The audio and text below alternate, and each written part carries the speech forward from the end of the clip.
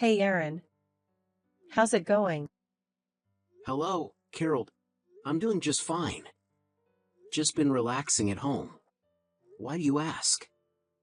I wanted to have a chat. Or more like a request actually. A request? You know the wedding next month, right? I want you to not come. Excuse me? I want you to skip it, Aaron. What? Are you joking? How could I skip my own wedding next month? I'm the groom, aren't I? A groom not attending his own wedding? That's unheard of. This is no joke, Aaron. I'm serious about this. What? You're seriously asking me to skip my own wedding? Me, the groom, my wedding? Yes, I am. I understand this is a lot to ask. Hold on a second. Why would I have to skip it? Why, with just a month to go before the wedding? You need to explain this to me. Yes, I suppose I should start from the beginning. Firstly, we found out yesterday that my daughter is pregnant. Wait, what? Betty is pregnant? She said she was feeling unwell, so we took her to the doctor. She's 3 months along. But here's the thing. According to Betty, you're not the father. Excuse me? The father is a boy named Mark. A family friend we've known for years. Betty's childhood friend, to be exact. She's pregnant with his child. What are you saying? Did Betty cheat on me with this guy? That's a harsh way to put it.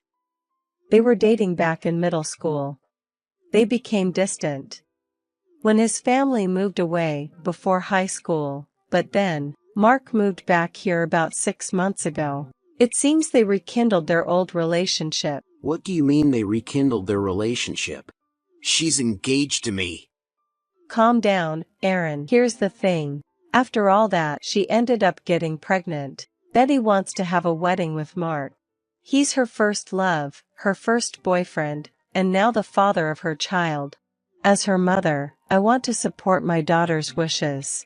He's the father of my first grandchild, so of course I want her to have a wedding with Mark. Doesn't the idea of wedding her first love sound romantic? So Aaron, will you please not attend the wedding? I have no idea what you're talking about. So what you're saying is that, because she's pregnant with this guy's child, she's breaking off our engagement and planning to marry him? No, you got it all wrong. I'm saying she'll get married to you, not to someone else. What? Yeah, the wedding ceremony will be with Mark, but we won't break off the engagement. She'll register her marriage with you. Huh, why? Actually, Mark has recently quit his job, and his parents are unstable financially. The ceremony would be great with him, but I'm not so sure about him as a life partner. Wait, I don't understand at all. And there's more to it. Betty said that she wants to raise the child with Mark, both during her pregnancy and after childbirth, so she wants to live with him in the new house. Huh? Wait, do you mean the new house? The one that Betty and I were supposed to move into at the end of this month? Yes, that's the one. She said that she wants to live there with Mark and their child as a family of 3. So, she'd like you to either stay in your current apartment or move to another one if that's not possible. Hold on a second here. So, I'm not only being robbed of my wedding ceremony but also the new house? I'm the one who's paying for both the wedding and the new house, you know. I even took out a loan for it. Don't be so petty about money. Since you're working for a good company and making good money, think of it as a gift for my daughter. Huh, a gift? For the wedding and the baby shower. Anyway, that's the situation. For the sake of my daughter, the baby in her belly, and their father, please give up the wedding and the new house. I'll let you register the marriage. Wait, hold on a second. Do you realize what you're saying? I do. There's nothing complicated about it, right? Of course, you'll be her husband in the eyes of the law, so naturally, you'll pay for my daughter's living expenses. And you'll take care of all the child support for the baby she'll give birth to. You're becoming a son-in-law to our family. So as a husband, support your wife and my grandchild. Are you serious about what you're saying? Are you okay? I'm actually worried now. Are you seriously serious? Am I saying something strange? No, I'm sorry. But can you give me some time to think about it? I want to talk it over with Betty, too. There are a lot of things we need to prepare. Really? There's not much time until the wedding, so make it quick. I heard from your mother. Is it true that you're pregnant? And you're really going to have a wedding ceremony with your childhood friend who's the father? Oh, you heard it from Mom? That's right. The next fun meeting is with Mark. So Aaron doesn't need to come. I can't wait to see Mark in a tuxedo. Betty, don't you think what you're saying is strange? What is? Having a wedding ceremony with your childhood friend while you're engaged to someone else. And saying you'll live with him because he's the father of the baby in your belly. You don't think it's weird at all? What? Jealous, are you?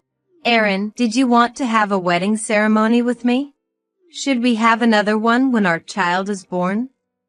No, it's not about jealousy or anything like that. It's strange to be engaged to someone and then be with another man. That's the point. Aaron, you were that attached to the idea of a wedding ceremony? I always thought men didn't care as much since the bride is the star of the show. But honestly, Mark is more handsome. So he'd look better as the groom in our Instagram pictures, don't you think? That's why I want Mark as the groom. That's not the point. It's strange to be engaged to someone, then get involved with another man, get pregnant, and have him steal both the wedding and the new house. That's what I'm saying. The pregnancy was a bit of a surprise. But what can I do? What's done is done. Besides, we're not officially married yet, so isn't it my right to date whoever I want? Does it concern you, Aaron? Huh? Once we're married, you will be my husband, so it's all good. About the new house, living with Mark, it's for the baby that's about to be born.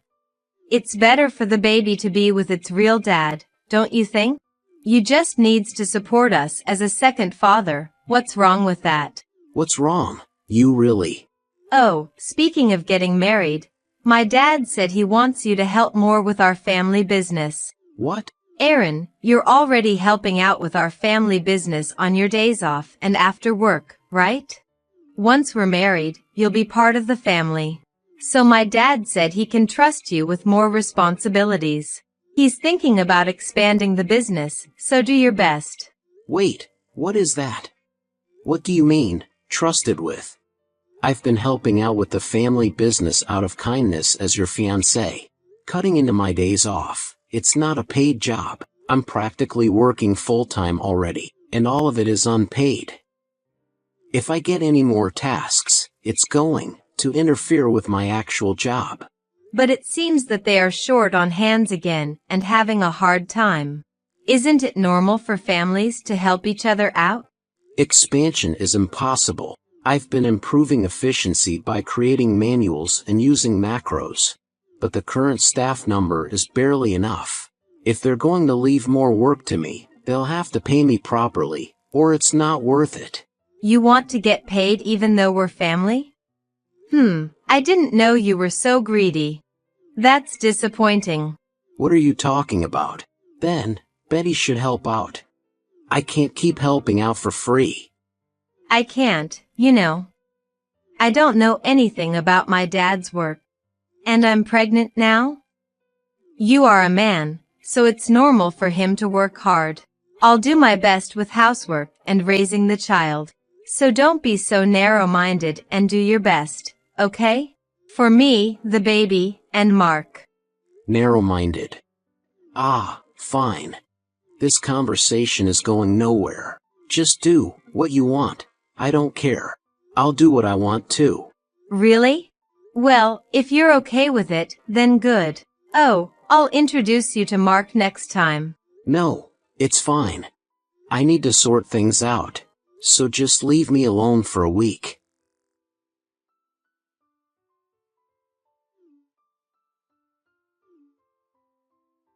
Aaron, hey. Pick up the phone. What's the deal?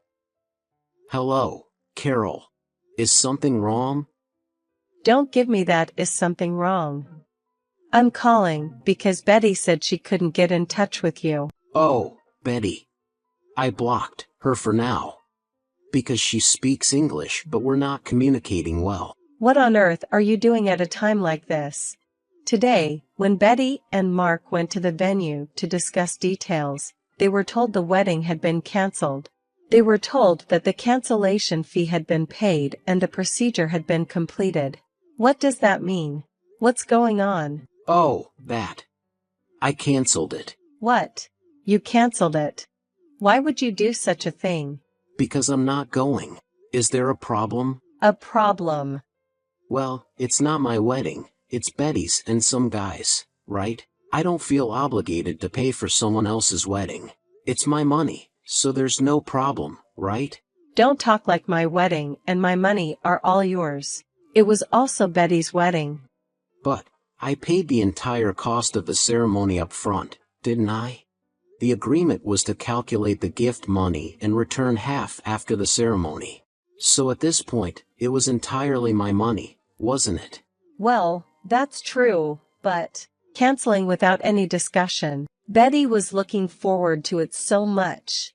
This is awful. I was also looking forward to it. Until I was told not to attend. Anyway, I won't let someone else's wedding be held with my money. If they want to have a wedding, Betty and the other guy can pool their money and start planning from scratch. It's such a waste after all the preparation. What have you done? By the way, is the only issue the wedding? Anything else? What?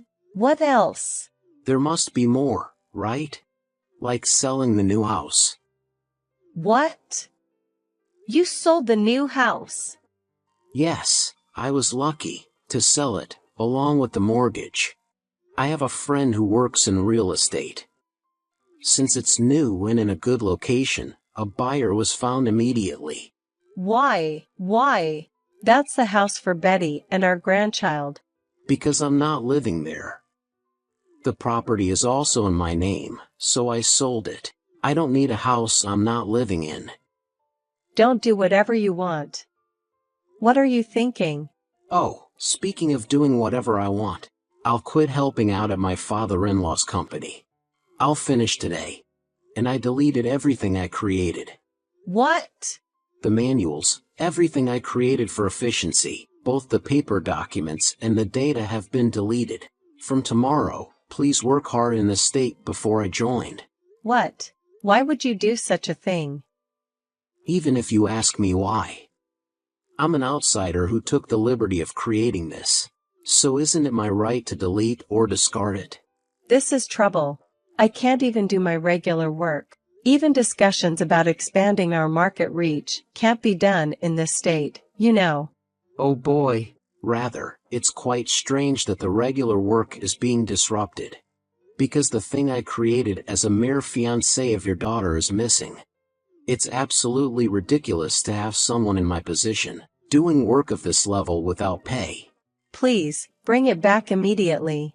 Everyone will be in trouble if they can't work. I don't like it, but who exactly is everyone? The employees? I don't think anyone will be troubled. They are planning to quit tomorrow. Huh? Quit? To tell you the truth, your company's work environment is abnormal. The workload is immense because there are few people, and everyone is overworked. Overnight work is common, and there's no overtime pay. And yet, the wages are low.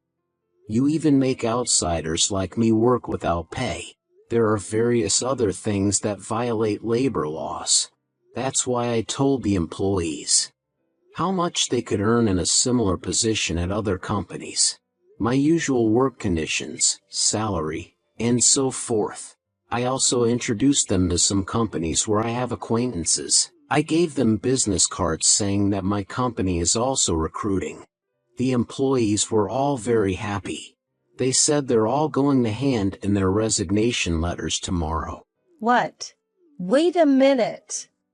They plan to use up their paid leaves until the date of resignation. No one is going to come anymore. How can any work be done like this?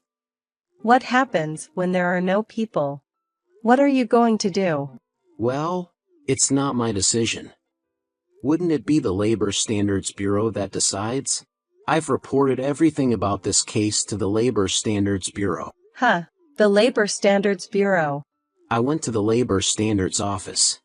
With evidence of illegal long hours and non-payment of overtime. I expect an investigation will be coming soon. What have you done? If the Labor Inspection Office conducts an investigation, the company will really be ruined. Oh, so you were aware of it. That you're doing something that shouldn't be done. And now I'm worried about what the neighbors and relatives will say.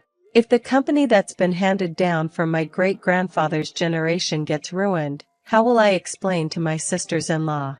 It's all right. You don't need to worry. Huh? I've already explained the situation to all the relatives. Both on my side and yours. What? Since the wedding was canceled, I combined it with my rounds to greet those who were supposed to attend, and I explained the situation in detail. I also distributed printouts of your and Betty's chat messages. Everyone listened very sympathetically. No way. Thanks to my explanation, they understood. They all agreed that the cancellation of my engagement with Betty was inevitable. Huh. Cancellation of engagement. Calling off the marriage altogether. Huh. Isn't that obvious? After all this, there's no way we could marry. It's a blessing in disguise that we haven't legally registered our marriage yet. About the compensation for breaking the engagement. I think you'll be hearing from a lawyer soon. All future communication should be through the lawyer, please. Hold on. Do you think you can get away with this scot-free? There's a baby in Betty's belly, you know. And yet you're doing such things, like trying to bankrupt my company. Are you saying it's okay if me, Betty, and our grandchild end up in ruin? I won't care even if you lose everything. You, and all other unreasonable people like you. What? Despite having a fiancé, she cheated and got her pregnant. She wanted to hold a wedding with her mistress, and live in a new home. And you, who condone this and treat me like a slave, you all deserve to go to hell. I never intended to treat you like a slave. Then what was it if not being treated as a slave? You've taken the wedding and the new home that I paid for. You tell me to provide for living expenses as a husband, even though we're not legally married yet. You demand child support for a child that isn't mine, just because it's your daughter's. You want me to keep working for free, just like I've been doing. How much do you need to belittle me to be satisfied? No, you've misunderstood. That's not what we meant. You're taking it too badly. Too badly? Are you saying you did nothing wrong? Then, it's okay if I do the same thing, right? Let's say I have a childhood friend who's an ex-girlfriend.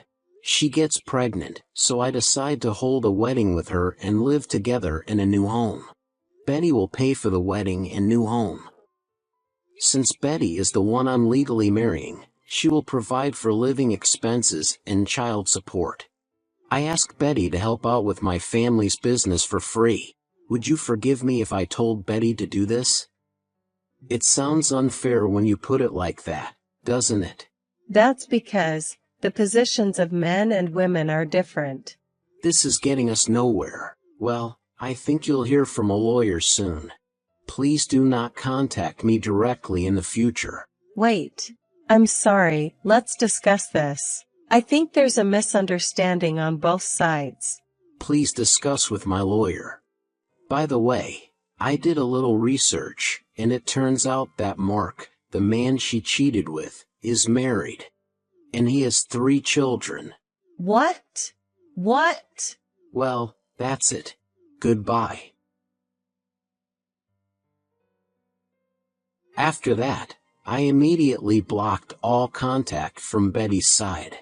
I had the lawyer, who was introduced to me by my boss, act as my barrier. A few days later, at the scheduled meeting, Betty and her mother made excuses like I was just depending on you because you were going to be my husband. And her father poured fuel on the fire by saying I reported you to the labor board too, so we're even. Mark just kept bowing to his wife, whom I had called, making my parents extremely angry. The lawyer took them to task, and in the end, I claimed $7,000 in damages from Betty, including the cancellation fee for the wedding. Mark had to pay compensation to both me and his wife, and ended up divorcing his wife. They came crying and begging, but I issued a restraining order and cut ties. Since then, Betty's father's company has gone bankrupt due to investigations by the labor board and lawsuits from former employees claiming unpaid overtime. They tried to ask for help from their relatives, but they were completely shunned. They had to let go of their family home and land, and are now living together in a shabby apartment. They haven't been able to get in touch with Mark since that meeting, and Betty doesn't know what to do with the baby and has been crying all the time. They send letters via the lawyer saying please help, but I ignore them, thinking it serves them right. All I can do is hope they will live honestly without preying on others. I was a bit depressed about my lack of discernment, but thanks to the comfort from my parents, friends, and colleagues, I've been able to bounce back and live as before. I'll do my best to improve myself so I can forget about those awful people and meet someone better.